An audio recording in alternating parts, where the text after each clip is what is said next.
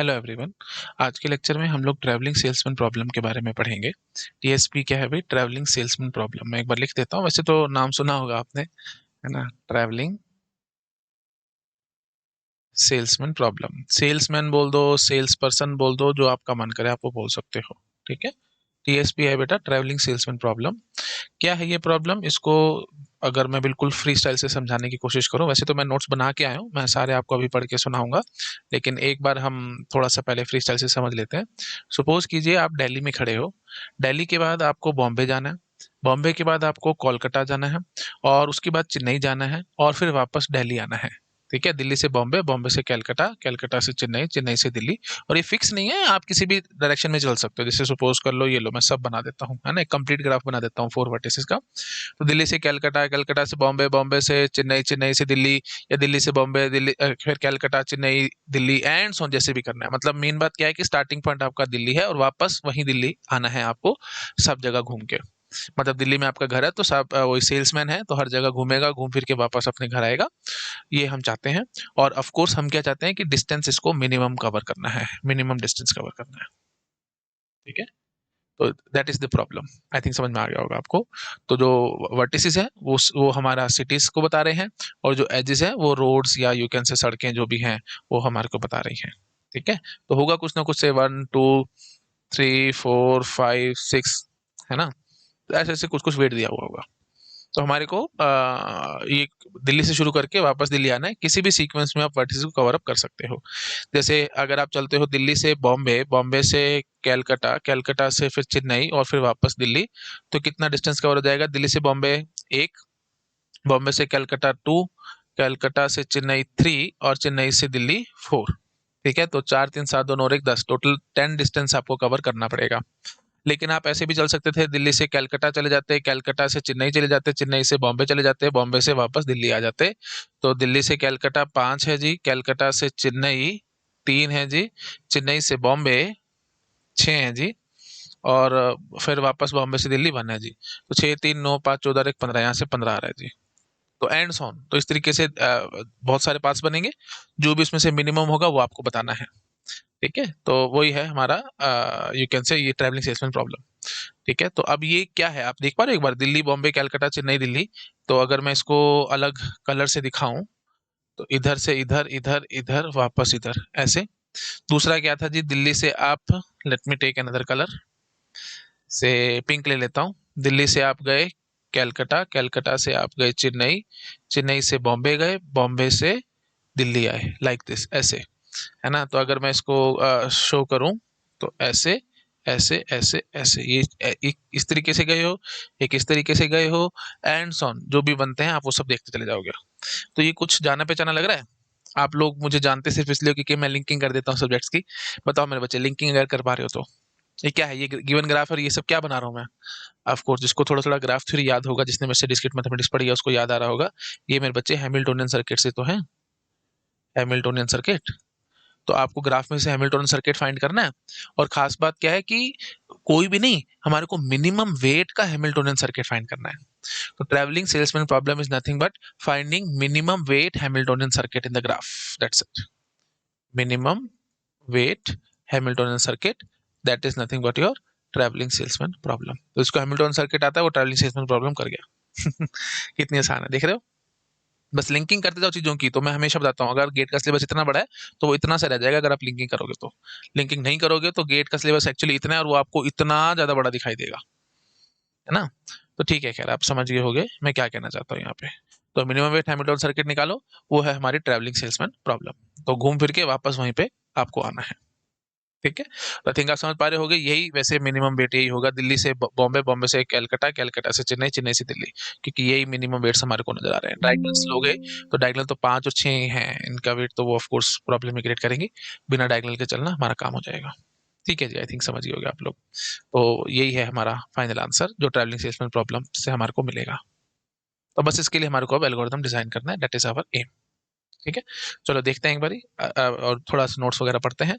देखो हमने लिखा हुआ है, cities shown by graph, nodes and roads by edges. ठीक है। रोड्स को हम एजेस से दिखा रहे हैं और सिटीज को हम नोड से दिखा रहे हैं ग्राफ की।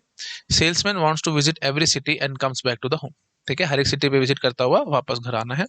Find minimum distance he has to travel, minimum distance बताना है। और ऑफ कोर्स ये बात आप समझ पा रहे हो कि सिटी या रोड रिपीट नहीं करना, because it will increase the path length. Obvious सी बात है मेरे बच्चे, एक सिटी आप जब जा चुके हो, से दिल्ली से बॉम्बे, बॉम्बे से कलकत्ता, कलकत्ता से चेन्नई, चेन्नई से फिर बॉम्बे चले जाओ, महा बेवकूफी है भाई। एक बार बॉम्बे हो फिर दोबारा बॉम्बे क्यों जा रहे हो यार, है ना, दोबारा मुंबई जाना बेवकूफी है। अगर आपने किसी भी सिटी को रिपीट करा या किसी भी एज को रिपीट किया तो ऑफ कोर्स पाथ लेंथ बढ़ जाएगी यार। That is very very obvious, समझ रहे हो ना, मतलब समझ रहे हो। जैसे सपोज करो मैं आपको ये दिखा देता हूँ, जैसे दिल्ली से कलकत्ता गए, कलकत्ता से चेन्नई, चेन्नई से बॉम्बे, चलो दिल्ली से बॉम्बे गए पहले, ऐसे समझो, ठीक है। दिल्ली से गया बॉम्बे, बॉम्बे से कलकत्ता, कलकत्ता से चेन्नई, चेन्नई से फिर बॉम्बे आ गए और फिर वापस दिल्ली आ रहे हो, तो महा बेवकूफी है यार। एक बार बॉम्बे जा चुके फिर दोबारा क्यों बॉम्बे जा रहे हो यार, है ना। तो वही ऑफ कोर्स बढ़ जाएगा, है ना, पाथ लेंथ बढ़ जाएगा। तो इस चीज का हमारे को ध्यान रखना है, ठीक है जी। तो ये हमने लिखा हुआ है कि सिटी या रोड कोई भी रिपीट नहीं होनी चाहिए, है ना। सिटी का मतलब क्या हो जाएगा, वही वर्टेक्स, और रोड का मतलब क्या हो जाएगा, वही एज। ना तो कोई वर्टेक्स ना ही कोई एज रिपीट नहीं होनी चाहिए जी। होगी तो ऑफ कोर्स पाथ लेंथ बढ़ जाएगी, वो बेवकूफी है, वो नहीं करना बिल्कुल भी। Okay, now this problem is similar to Hamiltonian circuit problem and we need to find minimum weight Hamiltonian circuit. ये बात इंपॉर्टेंट है, ये मैंने अभी आपको बता ही दिया, लिंकिंग करा दी मैंने आपको ग्राफ थ्योरी के साथ। ओके, तो ब्रूट फोर्स मेथड क्या कहेगा मेरे बच्चे, एक बात ये समझा सकते हो मेरे को। जैसे ये है हमारे पास ग्राफ, है ना, रादर हमने यहाँ पे बना ही रखा है, ये दिल्ली बॉम्बे कलकत्ता चेन्नई दिल्ली। तो ब्रूट फोर्स मेथड क्या कहेगा भाई, जितने भी हमारे पास पाथ है ना सारे लिख डालो, है ना। ये देख लो भाई, दिल्ली बॉम्बे कलकत्ता, दिल्ली बॉम्बे चेन्नई, ये चार, है ना, और वापस दिल्ली वापस आने आना है। तो यहाँ पे दिल्ली से शुरू होना है, यहाँ पे वापस दिल्ली आने आना है, दैट इज फॉर श्योर, है ना। तो फिर यहाँ पे क्या कर सकते हैं हम लोग, ये बॉम्बे कलकत्ता और चेन्नई, इसको 3 फैक्टोरियल वे से हम अरेंज कर सकते हैं, है कि नहीं। तो बस दैट्स इट। तो इसका आंसर कितना हो जाएगा जी, अप्रोक्सीमेटली अगर हमारे पास से n सिटीज हैं तो हम क्या कहेंगे, स्टार्टिंग हमारी दिल्ली से होनी चाहिए ना, तो n-1 फैक्टोरियल, ठीक है, जिसको आप थीटा, थीटा क्यों कहते हो आप, ऑर्डर बोलो, ऑर्डर n फैक्टोरियल आप कह के भाग सकते हो, that is nothing but order n power n, ऐसे बोल दो आप, ठीक है। ये कॉम्प्लेक्सिटी आएगी जी, समझ में आ रहा है ना भाई। n-1 फैक्टोरियल वे से हम इनको अरेंज कर सकते हैं, तो उन सभी वेज में से आप वो जो भी डिस्टेंस होगा वो निकाल लेंगे और फिर कैलकुलेशंस करेंगे एंड सॉन। तो ये तो टाइम ज्यादा खर्च करवा देगा जी, बात समझ में आ रही है ना। तो आप ऐसे भी समझ पा रहे होगे भाई, ये जैसे 3 फैक्टोरियल वेज थे, इनको अरेंज करने के लिए, तो आप अरेंज करना, और अरेंज करने के बाद फिर सभी को ऐड भी तो करना पड़ेगा ना, यहाँ से यहाँ डिस्टेंस, यहाँ से यहाँ डिस्टेंस, यहाँ से यहाँ डिस्टेंस, यहाँ से यहाँ डिस्टेंस, तो total n, n work done होगा हर एक उसमें, मतलब हर उसमें, समझ रहे हो ना भाई। n-1 फैक्टोरियल से आपने अरेंज कर दिया, ये 3 फैक्टोरियल वैसे अरेंज हो चुके हैं। उसके बाद फिर जैसे सपोज करो आपने ये बनाया दिल्ली बॉम्बे कलकत्ता चेन्नई फिर दिल्ली, सो दिल्ली से बॉम्बे का डिस्टेंस देखना पड़ेगा, कांस्टेंट टाइम में आएगा। फिर बॉम्बे से कलकत्ता, कलकत्ता से चेन्नई, चेन्नई से दिल्ली, सभी कांस्टेंट आएंगे, तो 4 यूनिट ऑफ टाइम यहाँ पे खर्च हो जाएगा। 4 क्या है जी, वही वर्टिसेस, तो मतलब थीटा एन टाइम, ऐसे समझ लो थीटा एन टाइम आपको और खर्च हो रहा है ना। और फिर उन सब में से मिनिमम भी निकालना पड़ेगा। बात समझ में आ रही है मैं क्या कहने की कोशिश कर रहा हूँ। तो एन टाइम में तो यहाँ पे ये इनको हम अरेंज मतलब n-1 फैक्टोरियल वेज से हम इनको अरेंज करेंगे वर्टिसेस को। अरेंज करने के बाद फिर हम पाथ देखेंगे, है ना, और उसमें हर एक जगह पे पाथ देखने में थीटा एन टाइम खर्च होगा। मैं एक बार लिख देता हूँ, n-1 फैक्टोरियल वेज से अरेंज होंगे, अरेंज करने के बाद एन टाइम खर्च होगा, n time to calculate path length, ठीक है। पाथ लेंथ कैलकुलेट करने में एन टाइम खर्च हो जाएगा, path length in each way, in each way, ठीक है। तो मतलब एन, पहली जगह एन फिर एन ऐसे करते करते टोटली n-1 फैक्टोरियल टाइम्स हो रहा है भाई। N n n x time होता था तो फिर हम n इंटू एक्स कर देते थे, तो n n n n-1 factorial आ रहा है, तो n into n-1 factorial, that is nothing but n factorial, ऐसे बोलो आप, ठीक है। तो टोटल n फैक्टोरियल टाइम लग जाएगा। अच्छा, उसके बाद फिर से हम इन सब में से जो हमारे पास ये n-1 फैक्टोरियल वेज हैं, उन सब में से मिनिमम निकालना पड़ेगा। मिनिमम निकालने के लिए फिर वही बात, एक पूरा इन सबको देखना पड़ेगा, तो n-1 फैक्टोरियल और ऐड हो जाएगा। तो घुमा फिरा करके मेरे बच्चे n फैक्टोरियल के आगे n-1 फैक्टोरियल की कोई औकात नहीं है, क्योंकि ये n multiplied by n-1 factorial है, तो आप इसको इग्नोर कर सकते हो। तो थीटा n फैक्टोरियल भी आप कह सकते थे। तो theta n factorial brute force method से टाइम लग जाएगा। बताओ मेरे को आराम से जरा सोच के, किसी को कोई डाउट तो नहीं आ रहा। बहुत आसान काम है, एक बार इसको चेक करने की कोशिश करो। दोबारा से कहते हो तो मैं दोबारा से रिपीट कर देता हूँ। ब्रूट फोर्स टेक्निक क्या होगी भाई, सारे ब्रूट फोर्स का मतलब क्या होता है भाई, सारे पाथ एक्सप्लोर करना, जितने भी पाथ तुम्हारे को नजर आते हैं। तो मेरे को कैसे कैसे पाथ नजर आते थे भाई, दिल्ली से शुरू करना है, वापस दिल्ली आना है, तो ये दिल्ली फिक्स हो गया, ये भी दिल्ली फिक्स हो गया। बीच में हमारे पास 3 वर्टिसेस थे, तो वो हम 3 फैक्टोरियल वे से उनको अरेंज कर सकते हैं। बी के सी, बी सी के बी से सी के बी एंड सो ऐसे करके आप 3 फैक्टोरियल वे, वो तो ऑब्वियस आप समझ गए होगे। तो मतलब n-1 फैक्टोरियल वे से आप इनको अरेंज कर सकते हो। n-1 फैक्टोरियल से अरेंज करने के बाद जितने भी हमारे पास ये आएंगे, जितने भी हमारे पास से ये टेक्निकल बोल तो हैमिल्टन सर्किट्स आएंगे, उन सभी का आपको पाथ लेंथ निकालनी पड़ेगी। तो वो निकालने में मेरे बच्चे वो ऐड करना पड़ेगा जा जाके, तो वो n टाइम लग जाएगा उसमें, है ना भाई। ऑफ कोर्स n एजेस होंगी उसके अंदर, भाई n वर्टिसेस है तो ऑफ कोर्स n एजेस ही तो होंगे ना हैमिल्टन सर्किट के अंदर, है ना। ये देख लो, ये 4 वर्टिसेस हैं, तो 4 एजेस ही तो होंगे ना हैमिल्टन सर्किट के अंदर, तो उन सभी को एजेस के जो वेट है उन सबको ऐड करना पड़ेगा, तो वही बात है, n टाइम और खर्च हो जाएगा। ठीक है, n वर्टिसेस है, प्लीज ध्यान रख लेना। ये n वगैरह ये सब कहां से आ रहा है, n वर्टिसेस का ग्राफ है, n वर्टिसेस ग्राफ। ठीक है, n वर्टिसेस का हमने ग्राफ लिया है, तो हमने n-1 फैक्टोरियल वे से इनको अरेंज किया, तो फिर n टाइम हमने हर बार खर्च कर दिया उन सबको ऐड करने में, तो n-1 इंटू n हो गया, ये मैंने भी आपको दिखा ही दिया भाई। n हर बारी n टाइम खर्च होगा आपको इन सबको ऐड करने में, है ना, पाथ लेंथ ऐड करने में, मतलब सब एजिस के वेट को ऐड करने में। हाँ जी, तो n-1 factorial time that is nothing but n into n-1 factorial, that is n factorial. n factorial, तो हमारा टाइम यहाँ पे खर्च हो चुका है। उसके बाद हम क्या कहेंगे, n-1 फैक्टोरियल। और हमने क्यों किया, क्योंकि हमने यहाँ पे जो भी नंबर्स निकाले होंगे, ये n-1 फैक्टोरियल नंबर्स हैं से टोटल, इन नंबर्स में से सबसे मिनिमम हमारे को निकालना है। मिनिमम करने में वही बात है भाई, एक स्कैन फिर वही बात है और लग जाएगा, तो n-1 फैक्टोरियल टाइम हमारा और खर्च हो जाएगा। बिल्कुल रफली बता रहा हूँ आपको ब्रूट फोर्स, जो मैं मेरे को समझ में आ रहा है। आप और भी इसकी इम्प्रोवाइजेशन कर सकते हो, लेकिन जो अभी फिलहाल जो मेरे को समझ में आ रहा है मैंने आपको बता दिया। तो अल्टीमेटली घुमा फिरा करके थीटा एन फैक्टोरियल हमारे पास टाइम खर्च हो जाएगा। ठीक है, थीटा एन फैक्टोरियल को आपको पता है हम क्या कह सकते हैं, ऑर्डर एन पावर एन। अब एक मजा दूं, मजा ये है मेरे बच्चे, हमने से जितनी भी अभी तक प्रॉब्लम्स पढ़ी हैं, है ना, जैसे हमने लास्ट लेक्चर में प्रॉब्लम कंप्लीट करी थी, ये 0-1 एब्स्ट्रैक्ट पढ़ी, है ना, और सबसेट सम प्रॉब्लम पढ़ी एंड सो, उन सब में मेरे बच्चे ऑर्डर 2 पावर n आता था ब्रूट फोर्स से, टाइम कॉम्प्लेक्सिटी। लेकिन यहाँ पे ऑर्डर n पावर n आ रहा है जी।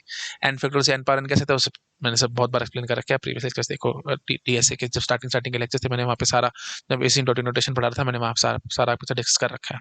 ठीक है, ओके जी। तो 2 पावर n आता था, लेकिन यहाँ पे n पावर n आ रहा है। इसका मतलब क्या हो गया कि जो ट्रैवलिंग सेल्समैन प्रॉब्लम है ना मेरे बच्चे, ये बहुत ज्यादा बड़ी है और बहुत ज्यादा ह्यूज प्रॉब्लम है as compare to your subset sum problem और योर ये 0-1 knapsack problem and so on, उन सबसे काफी ज्यादा बड़ी है ये प्रॉब्लम। ठीक है, आई थिंक आपको समझ में आ रहा होगा, क्योंकि इसकी brute force n power n ला रही है, लेकिन वो 2 पावर n में सिमट जाती थी ब्रूट फोर्स में। आई थिंक समझ पा रहे हो आप लोग, आ जाओ पीछे। हाँ जी, तो हमने लिखा हुआ है कि brute force method need to find all the possible paths and find minimum of them. Total possible path will be, यहाँ पे इसको हम ठीक कर सकते हैं, n-1 फैक्टोरियल है और उनको करने में n टाइम लग जाता है, इसलिए n फैक्टोरियल हमने यहाँ पे लिखा हुआ है ना। Total possible paths is, path will be n-1 factorial. ठीक है, hence complexity will be order N power N, आप ऐसे ही बोल सकते हो शॉर्टली, है ना। विल बी, और आगे मैंने सारा बता ही दिया, n-1 फैक्टोरियल टोटल पाथ्स हैं, उसके बाद हर पाथ को सॉरी हैमिल्टन सर्किट्स हैं, Hamilton circuits total n-1 factorial बन के आएंगे। ये टोटल पॉसिबल पाथ बोल दो या HC बोल दो, Hamiltonian circuit, Hamilton circuit n-1 factorial बन के आएंगे। एक्चुअली में n फैक्टोरियल होने चाहिए थे, लेकिन n-1 फैक्टोरियल क्यों हो रहे हैं, क्योंकि जो स्टार्टिंग वर्टेक्स है वो हमेशा फिक्स है मेरे बच्चे, यहीं से शुरुआत करनी है आपको, यहाँ से शुरुआत करनी है, यहीं पे वापस आना है। ठीक है, तो ये फिक्स हो गया, इसलिए n-1 फैक्टोरियल आएगा। ठीक है, n फैक्टोरियल नहीं आएगा, प्लीज ध्यान रख लेना। तो total Hamilton circuit possible will be, of course normally n factorial होता है, लेकिन यहाँ पे n-1 फैक्टोरियल होता है because starting vertex is always fix, that's it. ठीक है, और फिर आगे जो n टाइम और खर्च हो रहा है वो इनका इनका इन पाथ को ऐड करने में लग रहा है ना भाई। n एजेस हैं, तो n एजेस हैं तो हर एज का वेट ऐड करना पड़ेगा एंड सो ऑन, तो उसमें थीटा n टाइम हम खर्च कर रहे हैं, एक लूप लगाएंगे उससे पता लगेगा। ठीक है जी, तो इसलिए n factorial time that is n factorial, तो इसलिए टोटल कॉम्प्लेक्सिटी n फैक्टोरियल आई, जिसको हम ऑर्डर n पावर n कह के आराम से भाग सकते हैं। ठीक है, सारा मैंने अभी एक्सप्लेन किया, बार बार बोलने का फायदा है नहीं। Okay, but 0-1 knapsack and some of subset problem, brute force need order 2 power n time and hence traveling salesman TSP is the biggest problem study till now। अब तक की सबसे बड़ी प्रॉब्लम ये हमारे को नजर आ रही है, क्योंकि वो 2 पावर n टाइम में ब्रूट फोर्स में हो जाता था, लेकिन ये n पावर n लगा रही है। मेरे ख्याल से आपको समझ में आ चुका होगा। एक बार इसको नोट डाउन करो, फिर मैं आगे बढ़ता हूँ। तो ब्रूट फोर्स तो यही कह रही है, अभी सारे पाथ एक्सप्लोर करो और अपना काम खत्म करो, उसमें बहुत ज्यादा टाइम खर्च हो रहा है जी। नोट डाउन कर लिया, ठीक है जी, आइए आगे।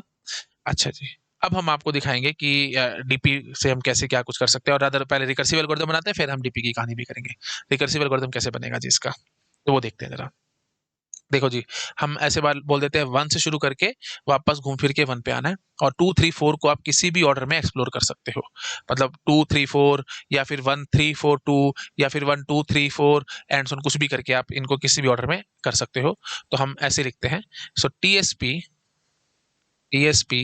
1 2 3 4, ठीक है। फंक्शन डिफाइन करना पड़ेगा ना, तभी हम काम कर पाएंगे। तो टीएसपी 2 3 4 ये क्या बता रहा है, ये बता रहा है जी starting from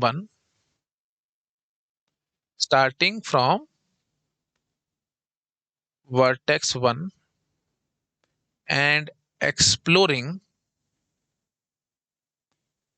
vertices 2 3 4 in any order, किसी भी ऑर्डर में आप इनको एक्सप्लोर करो, ये ध्यान रखना, in any order, and come back to 1, ठीक है। ये बता रहा है हमारे को ये पाथ लेंथ टोटल, ठीक है। टीएसपी 1,2,3,4 स्टार्टिंग फ्रॉम वर्टेक्स 1, और इसको हम लिख देते हैं मिनिमम पाथ या minimum path length, minimum path length needed, या minimum path length for starting from vertex 1 and exploring vertices 2 3 4 in any order and come back to 1। Minimum path length कितनी आ रही है, ठीक है ना। तो 1 से शुरू करना है, 1 से शुरू करना है, फिर 2 3 4 को किसी भी ऑर्डर में एक्सप्लोर करो और वापस 1 पे आओ। इसमें मिनिमम पाथ कितना लग रहा है, या you can say minimum distance कितना कवर हो रहा है, वो है टीएसपी 1,2,3,4। समझ में आ गया, ठीक है ना। Minimum path length, I think clear हो गया होगा, ठीक है जी। तो ये किसके बराबर होगी, आप ये मेरे को जरा समझ सकते हो। रिकर्शन लगाने की कोशिश करो मेरे बच्चे यहाँ पे। तो टीएसपी मैं लिखता हूँ एक बारी, अगली साइड पे लिखो, ये लिख दो, चलो ये लिख देता हूँ। टीएसपी 1,2,3,4, यही हमारे को फाइंड करना है ना। That will be equal to, बताओ मेरे बच्चे किसके बराबर होगी। भाई सीधी सी बात है, 3 पॉसिबिलिटी है, 1 से 2 पे भी, 3 पे भी, 4 पे भी, कहीं भी जा सकते हो। तो आप 1 से 2 पे आ जाओ, 2 पे आने के बाद आप बोल दो 3 और 4 को किसी भी ऑर्डर में एक्सप्लोर कर लेना, और फिर वापस 1 पे आ जाना। This is one way. Second वे क्या होगा, 1 से आप 3 पे चले जाना। अच्छा पहले इसको लिखवाऊं मैं, इसको लिखवाओ जरा, 1 से 2 पे चले जाओ, और 2 से 3 और 4 को किसी भी ऑर्डर में एक्सप्लोर करके वापस 1 पे आ जाना। तो उसके लिए आपको क्या लिखना पड़ेगा, टीएसपी 2,3,4। आराम से मुझे देख के शांति से जवाब दो, कई बार ठीक है। टीएसपी 2,3,4 का मतलब क्या हो जाएगा, 2 से शुरू करके 3 और 4 को किसी भी ऑर्डर में एक्सप्लोर करके वापस 1 पे आ जाना। प्लीज ये ध्यान रखना, मतलब ये जो हमने फंक्शन डिफाइन कर रहे हैं ना, ये इसी तरीके से डिफाइन कर रहे हैं। एंडिंग जो होगा, या यू कैन से जो फाइनल वर्टेक्स होगा, वो 1 ही होगा, ये बात ध्यान रख लेना। इसलिए मैंने लिखा है come back to 1, come back to 1। ये इस 1 के कारण नहीं है, ये हमेशा ऐसे है, कम बैक टू 1 ही होना चाहिए, ठीक है। Minimum path length for starting from vertex 1 and exploring vertex 2 3 4 in any order and come back to 1। तो ऐसे ही टीएसपी 2 3 4 का मतलब क्या हो जाएगा, स्टार्टिंग फ्रॉम 2, है ना, you are going to explore 3 and 4 in any order, और उसके बाद वापस कम बैक टू 1, क्योंकि 1 से शुरुआत करके वापस 1 पे आना ना, इसलिए। ये बात समझ आई। अच्छा, इसके साथ हमारे को क्या ऐड करना चाहिए मेरे बच्चे, ऑफ कोर्स 1 से 2 की कोस्ट, तो साथ में आप बोल सकते थे C12, कोस्ट 1 2 ऐड कर लेना। अच्छा, दूसरा तरीका क्या होगा, आप 1 से 3 पे चले जाना। 3 पे जाने के बाद मैं इसको अलग कलर से लिख देता हूं, 1 से 3 पे आ जाना। 3 पे आने के बाद 2 और 4 को किसी भी ऑर्डर में एक्सप्लोर कर लेना, मतलब 3 से 2 पे चले जाना, 2 से 4 पे आ जाना, या 3 से 4 4 से 2, जैसे भी आप चाहो वैसे चला सकते हो। ये करके वापस 1 पे आ जाना। तो 3 से शुरू करके 2 और 4 को किसी भी ऑर्डर में एक्सप्लोर करके वापस 1 पे आ जाना। तो उसके लिए आपको क्या लिखना पड़ेगा, टीएसपी, पिंक से ही लिखता हूं मैं, ठीक है, टीएसपी 3 2,4 प्लस में कोस्ट 1 3। So simple. 1 से 3 पे तो जाना पड़ेगा ना मेरे बच्चे, 1 से 3 पे जाओगे तभी तो 3 से आगे फिर घूम फिर के वापस आओगे 1 पे। हाँ जी, तो C13। अच्छा, और क्या तरीका था जी, let me take orange colour. आप 1 से पहले 4 पे चले जाना, 4 पे जाने के बाद फिर 2 और 3 को किसी भी ऑर्डर में एक्सप्लोर करके वापस 1 पे चले जाना। इसका मतलब अगला ऑरेंज कलर से ही हम लिख देंगे, टीएसपी, आप 4 पे आ जाना, 2 और 3 को किसी भी ऑर्डर में एक्सप्लोर कर लेना और इसके साथ कोस्ट क्या ऐड हो जाएगी 1 4। ठीक है, और जो भी इन तीनों में से मिनिमम आंसर करेगा वो आंसर मेरे बच्चे इसका होगा। सोच के जवाब दो। बिल्कुल ना, तो बस हम इसके लिए लिख देंगे मिनिमम ऑफ, इन सब में से मिनिमम निकाल देना। बोलो पकड़ में आ रहा है कि नहीं? ठीक है, अच्छा मैं सीधा चाहूं तो रिकरेंस रिलेशन लिख सकता हूं, मैं एकदम नहीं लिखूंगा क्योंकि ये चीज अभी मुझे पता है it is not that much easy to digest. इसको आराम से तसल्ली से देखो समझो, मैं और आगे फर्दर थोड़ा सा और एक्सप्लोर करता चलता हूं ताकि आपके दिमाग में चीजें अच्छे से फिट हो जाए। बताओ मेरे बच्चे, टीएसपी 234 क्या करेगा? अगर आप ये बता जाओगे तो मैं समझ जाऊंगा आपके कंसेप्ट एकदम क्लियर हो रहे हैं। टीएसपी 2,34 क्या बोलोगे इसको? ऑफ कोर्स 2 से 3 और 4, 3 और 4 को किसी भी ऑर्डर में आप एक्सप्लोर कर सकते हो, तो 2 से या तो अब आप आराम से बोल सकते हो 2 से या तो 3 पे आ जाना और उसके बाद 4 को एक्सप्लोर करके चले जाना, या फिर 2 से पहले 4 पे आ जाना फिर 3 को एक्सप्लोर करते चले जाना। तो इसका मतलब क्या हो जाएगा? टीएसपी 3,4 प्लस में कोस्ट 2,3, 2 से 3 पे आ जाना, 3 से फिर आगे 4 पे चले जाना, या फिर टीएसपी 4,3 प्लस में कोस्ट 2,4, इनमें से जो मिनिमम होगा वो कर लेना। ठीक है, अच्छा सिमिलर फैशन पे आप 3 to 4 और 4 to 3 को भी एक्सपेंड कर सकते हैं, इस तरीके से आप कर लेना। बस एक यहाँ पे ये और करके दिखा देता हूँ, टीएसपी 3,4 बताओ क्या होगा? टीएसपी 3,4 क्या होगा जी? 3 से 4 पे जाना है, that is very very obvious ना यार, 3 पे खड़े हो 4 पे आ जाना और क्या होगा? तो इसको आप ऐसे बोल सकते हो, है ना, क्योंकि हम एक एक एलिमेंट कम करते जा रहे थे ना सेट में से, 2 3 4 था तो फिर हमने 3 को बाहर ले लिया था और 4 को अंदर रहने दिया था, फिर 4 को बाहर ले लिया था 3 को अंदर रहने दिया था, ये चेक करो। 3 को बाहर कर लिया, 4 को अंदर रहने दिया, 4 को बाहर कर लिया, 3 को अंदर रहने दिया, एंड सो इस तरीके से चले ना, तो 4 को बाहर फेंकना पड़ेगा। तो ये क्या हो जाएगा जी? टीएसपी 4 कॉमा, अब इस सेट में तो कुछ बचेगा ही नहीं, एक ही तरीका था ना 4 को बाहर कर दिया, तो इस सेट में तो कुछ बचेगा नहीं, तो उसके लिए हम क्या लिख देंगे 5। और मिनिमम क्या निकाले तो एक ही है कि नहीं, है ना? हाँ जी, और साथ में कोस्ट ऑफ 3 4, आई थिंक समझ पा रहे हो, 3 से 4 चले जाना बस, और 4,5, तो 4,5 क्या हो जाएगा जी? 4 से अब ये ध्यान से देखना मेरे बच्चे, 4,5 का मतलब क्या है कि 4 से आगे और कोई जाने नहीं है, और कहीं जाने का मतलब तो मैंने आपको पहले बताया था 1 पे तो वापस जाने जाना है, उसको कैसे रोकोगे यार? तो फिर 4,5 क्या हो जाएगा? CO 4,1।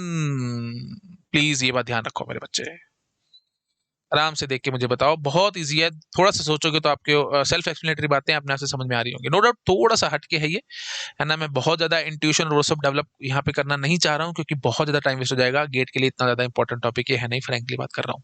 मैं चाहता हूँ इसको एक ही लेक्चर में उड़ा दूं, तो उसी लिए मैं बस थोड़ा सा स्पीड से चल रहा हूँ और मेरे ख्याल से आपको समझ में भी आ रहा होगा, इसमें ज्यादा कोई खास टेक्निकलिटी है नहीं, थोड़ा सा सोचोगे तो सारा समझ में आ रहा होगा आपको कि हम क्या करते चले जा रहे हैं। दिक्कत आ रही है मेरे बच्चे, मेरी रिक्वेस्ट है वीडियो को प्लीज रिवाइंड कर करके देखो, आपको सारा समझ में आ जाएगा हम यहाँ पे क्या करने की कोशिश कर रहे हैं। तो टीएसपी 4,5 की वैल्यू C41 क्यों होगा मेरे बच्चे? क्योंकि 4 से आगे आपको कहीं नहीं जाना, कहीं नहीं जाना का मतलब क्या है यार? 1 पे वापस तो आना है, तो फिर 4 से 1 पे जाना, तो 4 से 1 पे जाओगे तो फिर इसलिए हमने लिख दिया कोस्ट 41, दैट्स इट। ठीक है, समझ गए हो ना? बस अगर आपको ये समझ में आ चुके तो अब मैं इसके लिए रिकर्शन ट्री बड़े आराम से बना सकता हूँ। ठीक है, मैं चाहूँ तो पहले रिकर्सिव इक्वेशन समझा सकता हूँ, लेकिन मुझे लगता है शायद आपको कहीं वो परेशान ना कर दे, इसलिए सबसे पहले मैं रिकर्शन ट्री बनाऊंगा और फिर मैं आपको रिकर्सिव इक्वेशन लिख के दिखाऊंगा। ठीक है, तो हम एक बार रिकर्शन ट्री बनाते हैं, टीएसपी 1 कॉमा, अब आप फटाफट से मुझे बताओगे 2 3 4, that will be equal to, 3 में से मिनिमम निकालना था ना मेरे बच्चे, तो तीनों यहाँ पे लिख डालो फटाफट। तो क्या हो जाएगा जी? टीएसपी 2,34 प्लस में C12, और इसी की 3 कॉपी बना देते हैं जस्ट टू सेव टाइम।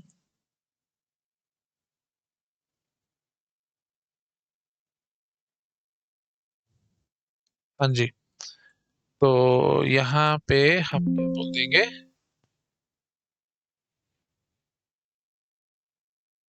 उप्स, वही बात है, जितनी जल्दी करने की कोशिश करो ना उतनी ही लेट होता जाता है। हाँ जी, 2 के यहाँ पे 3 और यहाँ पे 2 4, और फिर यहाँ पे 4 और यहाँ पे 2 3, 2332 जैसे मर्जी लिख लो, क्योंकि सेट में ऑर्डर मैटर नहीं करता है ना, वो आप जानते ही हो। ठीक है जी, और साथ में यहाँ पे कोस्ट 3 पे जा रहे हो ना, तो कोस्ट 13 आ जाएगा, और यहाँ पे आप 4 पे जा रहे हो तो फिर कोस्ट 14 आ जाएगा। ठीक है जी। अच्छा जी, उसके बाद फिर इसको हम आगे एक्सपेंड करेंगे, है ना। यहाँ से तो दो ही तरीके बन के आएंगे, TSP 3,4, है ना, और फिर 4,3, है ना, प्लस में कोस्ट ऑफ 2,3, और फिर TSP 4,3 प्लस में C24। देखो भाई आराम से, ठीक है ना। 2 से 4 पे चले जाना, और फिर 4 से 3, एंड सो ऑन। अच्छा जी, इसको भी फिर वही बात है, हमारे को एक्सपेंड करना पड़ेगा, जगह बच नहीं रही है, तो कोई बात नहीं, नीचे एक्सपेंड कर देते हैं। हाँ जी, तो क्या आएगा जी, TSP 3 से 2 4 पे जाना है, तो आप 3 से 2 चले जाना, 2 से 4 या फिर 4 से 2, वही बात है, तो वही चीज हम दोबारा से लिख देंगे। TSP इसी की कॉपी बना के ले आऊं, है ना, थोड़ा सा टाइम बच जाएगा यार।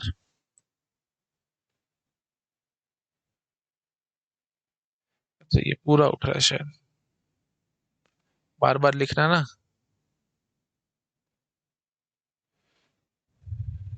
लो जी। हम्म, और यही कॉपी हम इधर भी ले जाते हैं।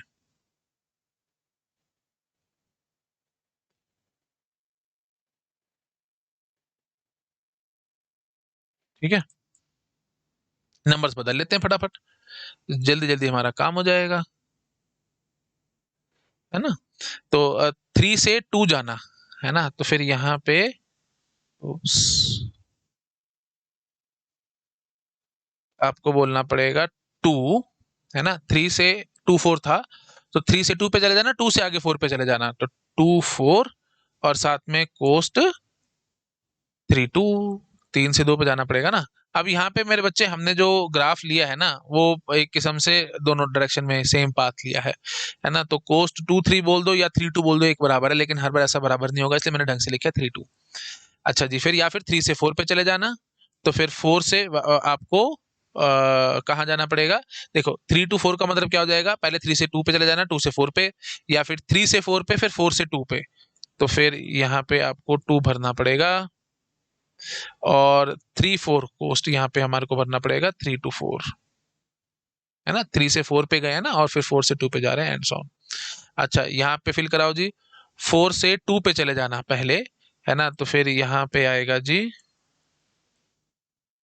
चलो इधर कर दे, थोड़ा बच जाएगा, 4 से 2, है ना, और फिर इधर, अच्छा सॉरी, इधर 2 आएगा ना भाई, सॉरी फॉर दैट, इधर यहीं पे भर देते हैं फिर, चलो 2, और फिर इधर क्या बचेगा जी, 3, और कोस्ट किसकी, 4 से 2 पे जाने की कोस्ट आपको भरनी है। अच्छा जी, और इस तरफ क्या आएगा जी, TSP 4 से 3 पे चले जाना, तो मतलब यहाँ पे 3 आएगा, और अंदर 2 आएगा, और फिर 4 से 3 की कोस्ट यहाँ पे आपको लिखनी पड़ेगी, 4 से 3 की कोस्ट। ठीक है।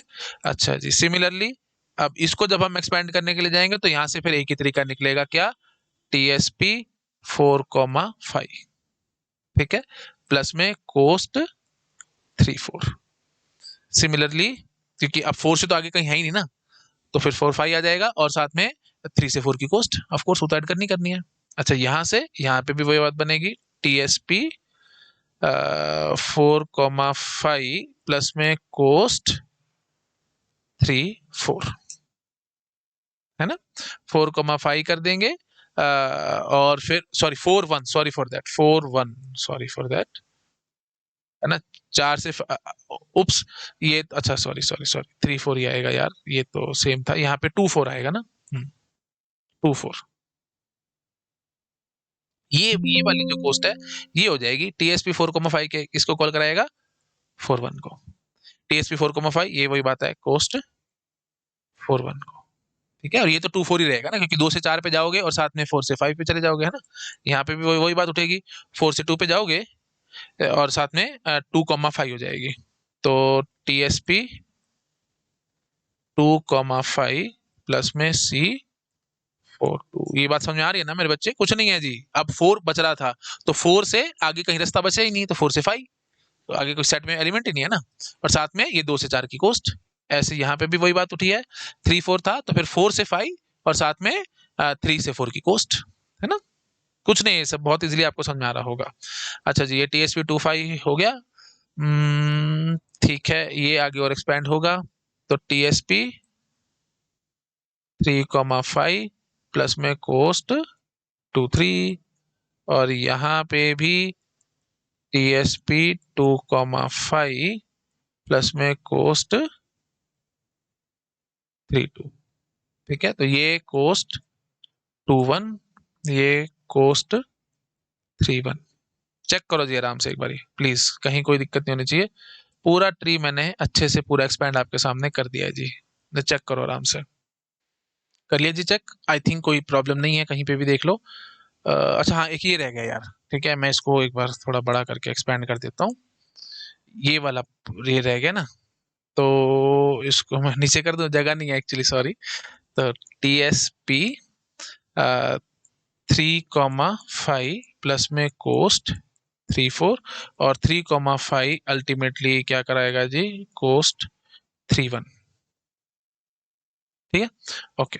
तो भैया अब ये थोड़ी जगह नहीं थी मेरे पास, इसलिए मैंने थोड़ा टेढ़ा मेढ़ा बनाया। आप लेवल बाय लेवल एक बार ढंग से साफ सुथरा बना लेना प्लीज, आपको पता है अभी साफ सुथरा मेरे से बनता नहीं है कुछ, तो एक बार आप लेवल बाय लेवल ढंग से बना लेना, ठीक है।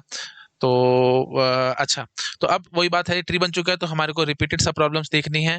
तो रिपीटेशन तो बहुत ही कम है, रादर सिर्फ लास्ट लेवल पे हमारे को नजर आ रही होंगी। मैं पिंक कलर से दिखाता हूँ, TSP 4 5, और कहाँ बैठा है ये देखो, TSP 4 5 बैठा है ना। यहाँ पे देख लो TSP 3 5, और 3 5 यहाँ पे बैठा है, एंड सॉन। तो सिर्फ ऐसे ही ये देख लो 2 5 है, और इधर भी 2 5 है ना। रिपीटेशंस तो हैं लेकिन सिर्फ लास्ट लेवल पे जा करके हैं, ऊपर कहीं और हमारे को रिपीटेशन नजर नहीं आ रही है जी।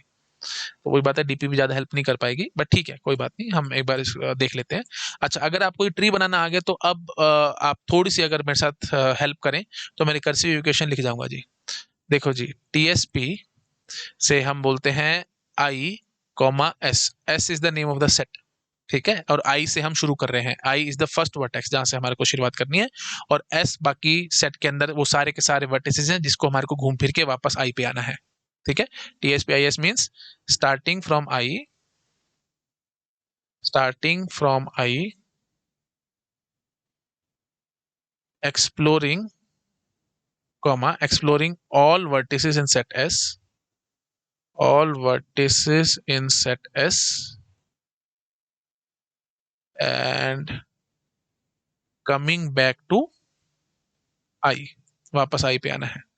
और वो ये क्या बता रहा है आपको, minimum path length, minimum path length for starting from I, exploring और vertices set S and coming back to i. ये TSP IS है। तो क्या हो जाएगा जी, ये किसके बराबर हो जाएगा? Let me take another colour, जैसे हमने अभी किया था TSP I, S, that will be equal to minimum of, है ना। 1 से चेक करने की कोशिश करो मेरे बच्चे, 1,2,3,4 था, तो ये S सेट के अंदर सारे एलिमेंट्स थे और ये हमारा I था।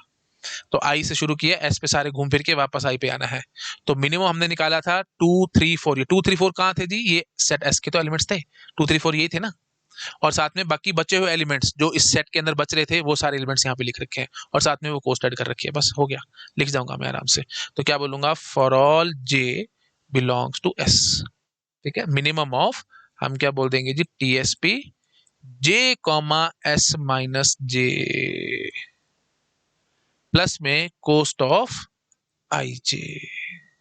बोलो, ये है जी इक्वेशन।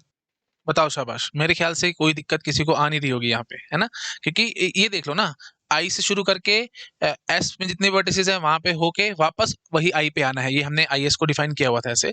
तो minimum for all J belong to S, TSP J, S minus J, है ना। हम यही तो करते हैं मेरे बच्चे, 1 से शुरू करके 2 3 4 था, तो फिर हमने क्या कहा था, फिर इसमें से एक को 2 को पकड़ लिया और 3 4 को एक्सप्लोर करना है। तो इस S में से 2 को आपने हटाया है ना, तो अगर आपने J की वैल्यू 2 ली है तो आप ऐसे समझो, पहले यहाँ पे J की वैल्यू क्या हो गया, तो 2 या 3 या 4, तो J की वैल्यू जब 2 होगी तो फिर ये जो सेट बच रहा है ये हमारा S माइनस J नहीं बच रहा। जब J की वैल्यू 3 होगी तो ये जो सेट है S में क्या था, 2 3 4 था, तो जब 3 उड़ा दोगे 2 3 4 में से, तो फिर 2 और 4 ही तो बचेगा, एंड सो ऑन। यही तो है यार, इसको क्या एक्सप्लेन करूं मैं, बिल्कुल साफ सुथरी तो लिखी हुई है तुम्हारे सामने। प्लस में सी आई जे कोस्ट हमारे को ऐड करनी पड़ेगी भाई, आई से जे की कोस्ट, भाई यही तो हमने किया था, है ना। 2 से शुरू किया था तो 1 2 की कोस्ट हमने ऐड कर दी थी, एंड सो ऑन। ठीक है। अच्छा, बस अब लास्ट में जाकर के हम क्या कहेंगे कि अगर हमारा ये जो एस है, ये जो सेट है, ये खुद ही एम्प्टी हो जाए, जैसे हमने अभी देखा था, से 3 5 को क्या लिखा था अपने, 3 3 to 1 कोस्ट, तो यहाँ पे भी हमारे को वही लिखना पड़ेगा, है ना। तो हम क्या लिख देंगे कि if S is equal to 5, है ना, या फिर आप बोल दो से टी एस पी से j comma 5, that will be equal to cost of j to i. ठीक है ना, आई थिंक आप समझ पा रहे होगे।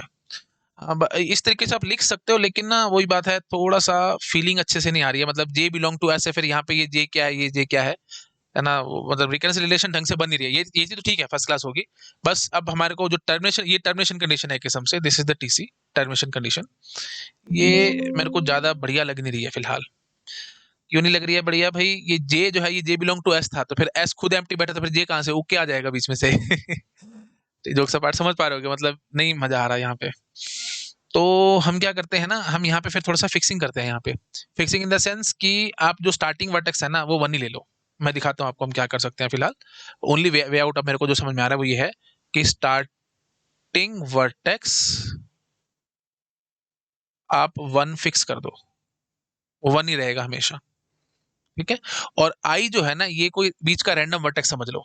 ठीक है ना, एनी रैंडम वर्टेक्स, बीच में हम कहीं पे खड़े होंगे। अब आ जाएगा, अब आ जाएगा काम, एनी रैंडम वर्टेक्स। तो minimum path length starting from I exploring all vertices in S and coming back to 1 कर दो इसको, है ना। 1 से शुरू करना, आई से शुरू करना है सारे वर्टिसेस को घूम फिर के, और वापस 1 पे जा करके खड़ा होना है जी।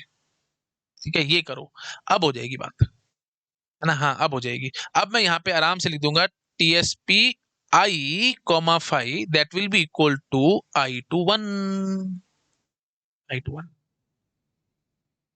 ये हमारी टर्मिनेशन कंडीशन बन जाएगी। ठीक है, समझ में आ रहा है मैं क्या कहने की कोशिश कर रहा हूँ, मतलब आप स्टार्टिंग वर्टेक्स हमेशा 1 रख लो, कि 1 से घूम फिर के वापस 1 पे आना है, और assume any random vertex in between.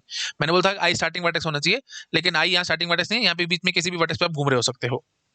वो ऑफ कोर्स 1 भी हो सकता है, 2 B 3 B 4 B and so on, वो कुछ भी हो सकता है, जैसे ये फिर ये आई होगा, है ना। 2 भी तो होगा ना, क्योंकि फिर और ऑफ कोर्स इसी से ही हमारी सेंस बन गया है कि ये आई हो गया और ये एस हो गया। फिर यहाँ पे ये देख लो, ये आई हो गया और ये एस हो गया, ऐसी तो सेंस बन के आएगी ना यार, है ना। तो हमेशा आप 1 रख दोगे तो फिर यहाँ पे हमेशा आप 1 1 को थोड़ी एक्सपेंड करते चल रहे हो, फिर 1 तो उड़ गया ना हवा में, अब तो फिर 2 3 4 को एक्सपेंड करना, तो फिर ये आई होगा, ये एस होगा। तो आई की सेंस क्या निकल के आ रही है, अब आप समझ पा रहे होगे। आई की सेंस आ रही है कि कोई भी वर्टेक्स हो सकता है हमारे ग्राफ का, any random vertex, it can be the starting vertex, it can be any middle vertex and so on, कोई भी, तो इसलिए हमने लिख दिया रैंडम वर्टेक्स। समझ में आ रहा है ना मेरे बच्चे। फिलहाल ये आई एस है, तो फिर यहाँ पे ये आई और ये एस होगा ना, फिर ये 3 वाला ये आई बन रहा है, और ये हमारा 4 जो है वो एस बन रहा है, एंड सो ऑन। ठीक है, हाँ अब ठीक है। तो ये रैंडम वर्टेक्स हो जाएगा, और एस जो हमारा सेट ऑफ वर्टिसेस बच रहा है, जिनको हमारे को अभी एक्सप्लोर करना है। आई थिंक समझ गए आप लोग। हाँ, अब बस अब आप वैल्यू पुट कर सकते हो, अब मैं पूरी फर्स्ट क्लास इक्वेशन अब लिख जाऊंगा। हाँ जी, तो अब मैं दोबारा से लिखूंगा, मैं क्या बोलूंगा, T S P I comma s that will be equal to minimum of for all j belongs to s, पूरा s चीज मैं दोबारा लिख रहा हूं, T S P j comma s minus j,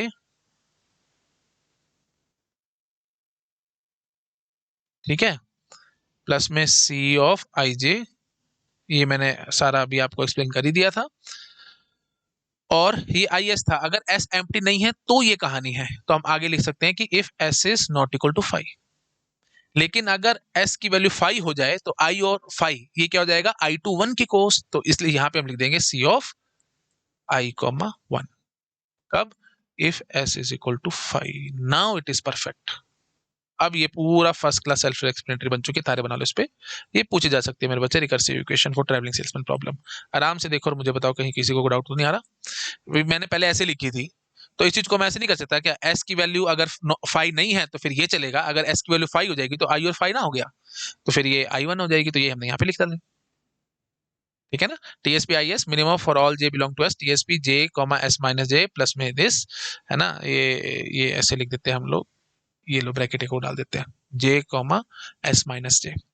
ठीक है, तो और साथ में C I J and so on. Please समझ गए आप लोग, इसमें ज़्यादा कुछ खास है नहीं, मैंने सारा एक्सप्लेन कर दिया आपको, है ना। ये आई और जे वाली बात समझ में आ चुकी है ना मेरे बच्चे, ये आई है और ये एस है।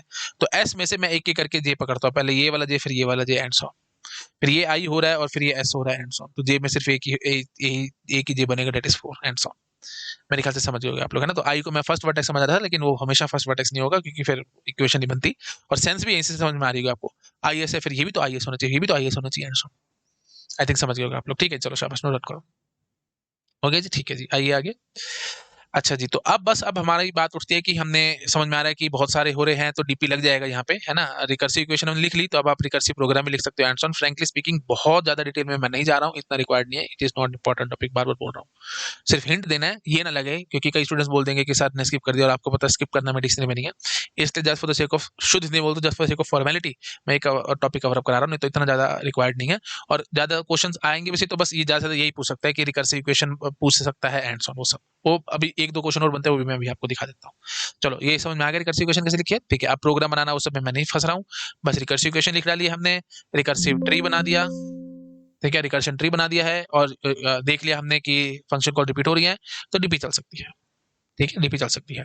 अब टॉप डाउन बॉटम अप दोनों बनेंगी, तो टॉप डाउन वाला वही बात है भाई, प्रोग्राम बना करके एक्सप्लोर करना पड़ेगा, उसमें फंस नहीं रहा हूँ, है ना। और बॉटम अप के लिए टेबल बनानी पड़ेगी, टेबल बना करके भी मैं यहाँ पे एक्सप्लेन नहीं करूंगा, it will simply waste your time and my time, क्योंकि इतना इंपॉर्टेंट नहीं है। और बहुत बड़ी टेबल और बहुत अजीब सी बनेगी, उसमें भी हम फंसना नहीं चाहते, ठीक है। मैं सिर्फ आपको फाइनल बात बता देता हूँ क्या क्या होने वाला है यहाँ पे, देखो जी।